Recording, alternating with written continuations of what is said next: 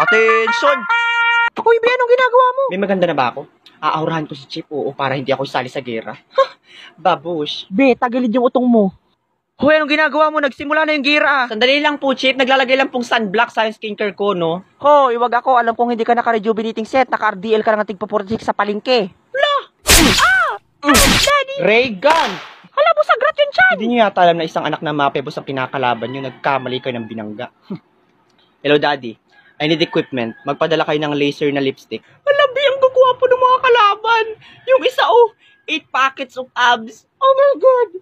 Putukan niyo ako! Turdyang, ang dami na nila. Anong gagawin natin? Ito, granada. Ihagis mo. La, bakit sumabog?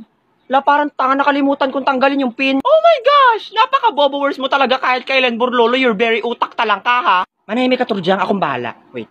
Ay, wait lang. Pakibalik nga ng granada. Hagis mo ulit. La, ano ka, siniswerte? Bili na, ibalik mo na. Parang tanga naman. Mahal na mahal kayo ng pagkakabili ko dyan, tapos di ko magagamit ng maayos. Ibalik mo na, parang patay gutom, ha? Akin na. Take 2 tayo. La, parang tanga Yan. Ganyan.